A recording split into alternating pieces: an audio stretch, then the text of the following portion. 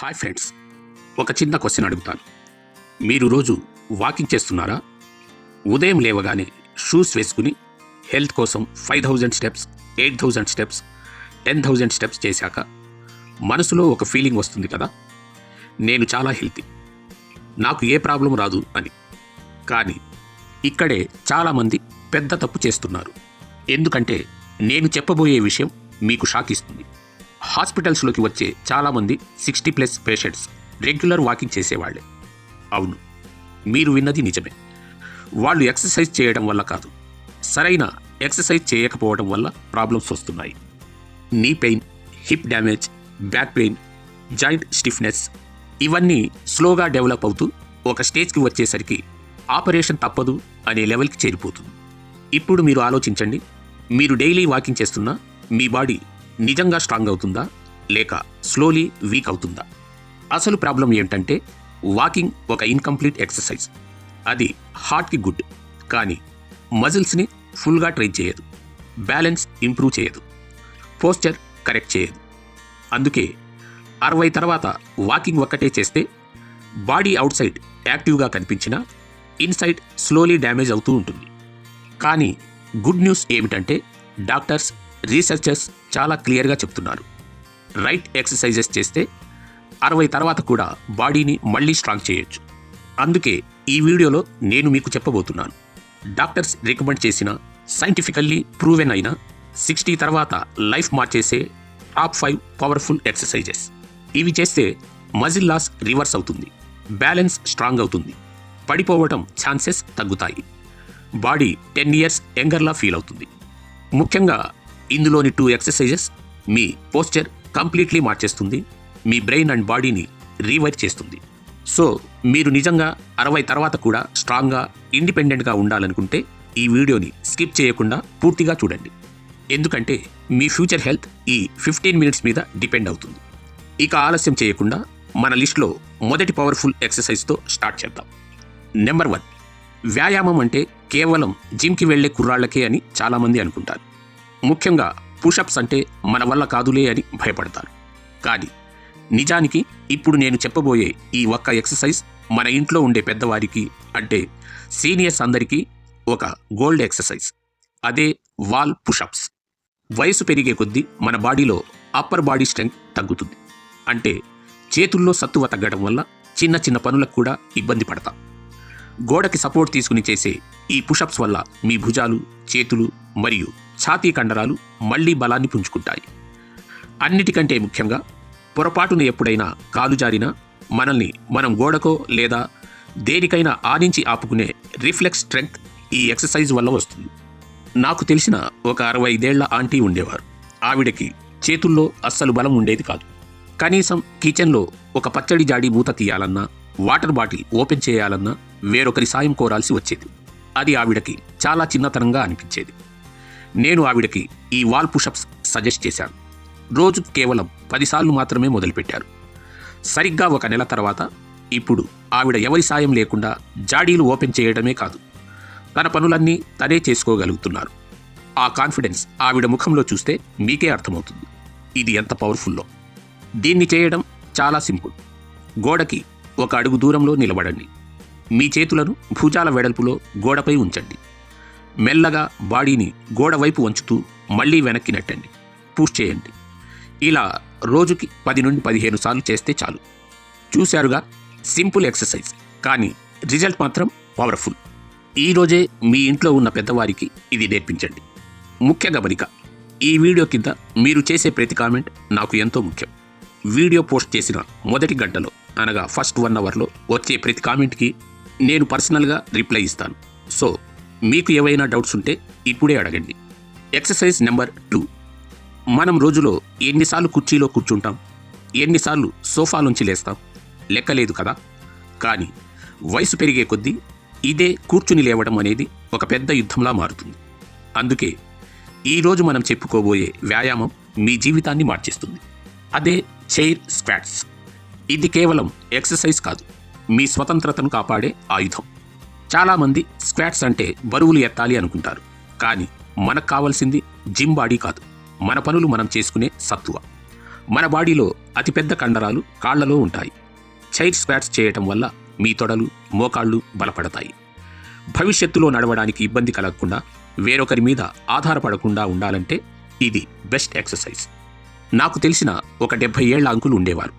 ఆయన్ని నేను కలిసినప్పుడు కుర్చీలోంచి లేవాలంటే పక్కన ఉన్న టేబుల్ని పట్టుకోవడమో లేదా ఎవరో ఒకరు వచ్చి చేయి అందిస్తేనే లేవగలిగేవారు. ఆ పరిస్థితి ఆయనకి చాలా బాధ కలిగించేది.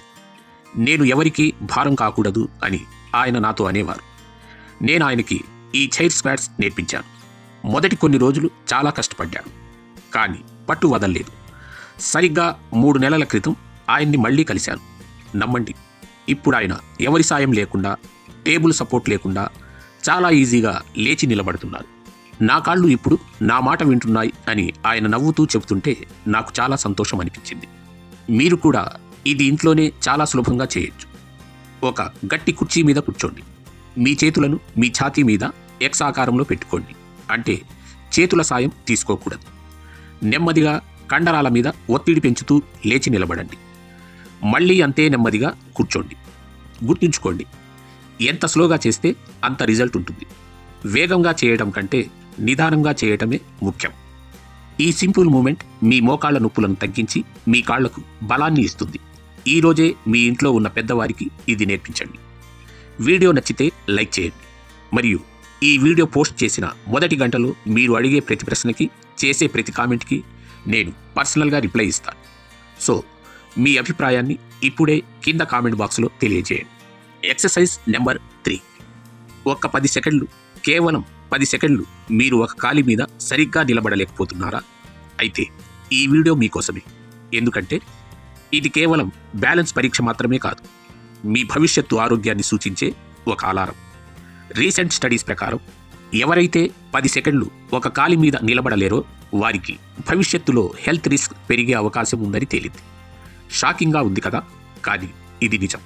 మన శరీరానికి బలం ఎంత ముఖ్యమో బ్యాలెన్స్ అంతకంటే ముఖ్యం.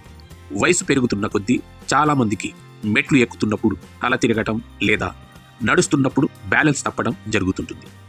దీనివల్ల కింద పడిపోయి ఎముకలు విరిగే ప్రమాదం ఉంది. ఈ సింగిల్ లెగ్ బ్యాలెన్స్ ఎక్సర్సైజ్ మీ బాడీని మాత్రమే కాదు, మీ బ్రెయిన్ని కూడా షార్ప్గా ఉంచుతుంది. ఒక చిన్న ఉదాహరణ చెప్తాను. మా ఇంటి దగ్గర ఒక రిటైర్డ్ ఆఫీసర్ ఉండేవారు.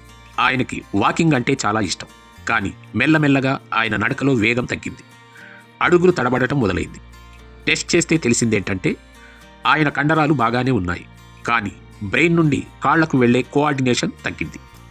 ఆయనకి ఈ ఎక్సర్సైజ్ సజెస్ట్ చేశాను. మొదట గోడ పట్టుకుని నిలబడేవారు.